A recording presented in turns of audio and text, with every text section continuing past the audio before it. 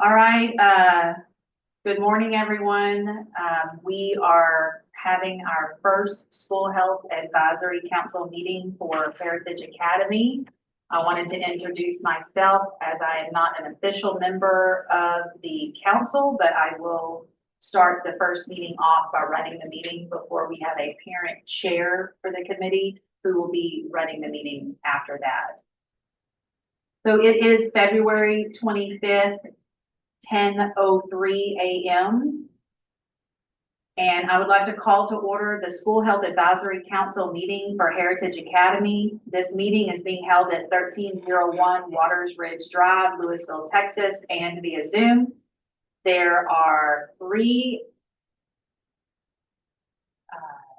two out of 5 members present. We have our 2 employee members, but we have not had any of our 3 parent members join yet. So we do not have a quorum at this time.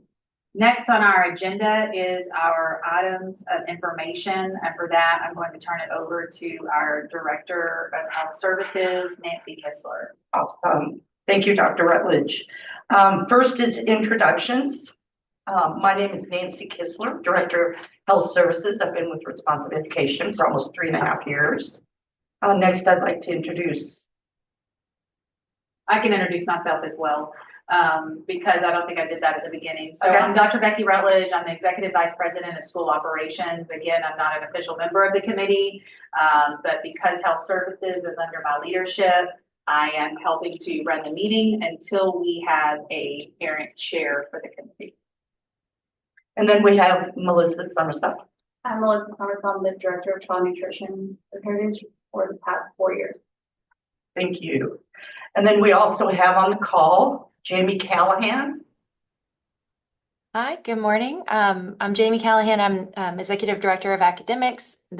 I've been with Responsive Ed for 1.5 years. Thank you, Jamie, for being here. And then we have Diamond Frazier. Hi, I'm Diamond. I am the lead nurse and I work with Nancy with Health Services, and I've been here since October. Awesome, thank you. And just to clarify for Ms. Kissler as well, Dr. Callahan and Ms. Frazier are guests of the meeting. They are also not official members of the council. During many of these meetings, we will have guests come in to provide information on a variety of topics. And we do have 3 parent members, Cassie Wheeler, Christine Galliano, and Jordan Smith. Next on the agenda is annual acknowledgements. These are acknowledgements of the bylaws and then also requirements for being a member of the SHAC committee.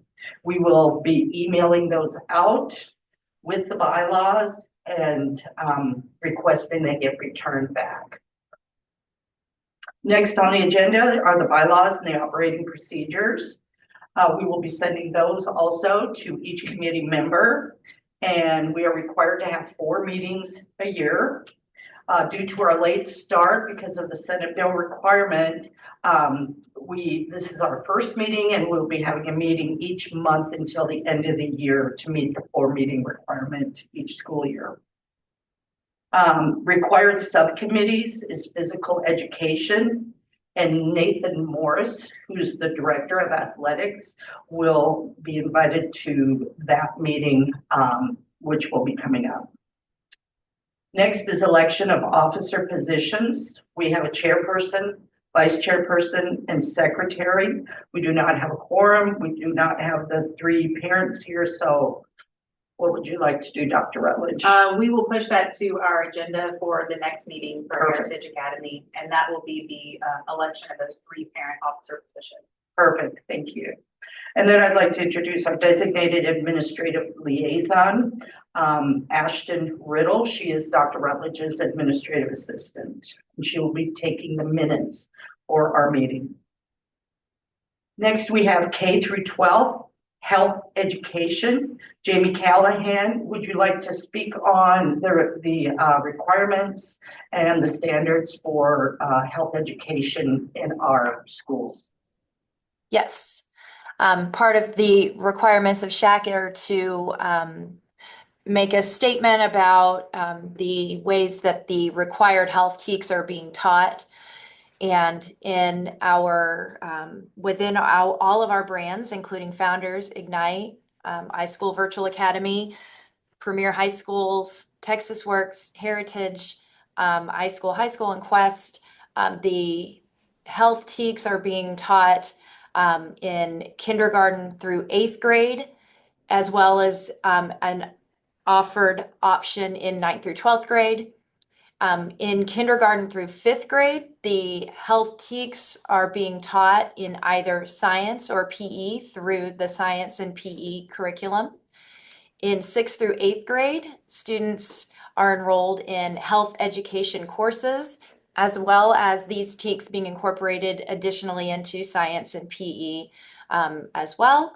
In high school, the Health 1 course is offered, although it is not required.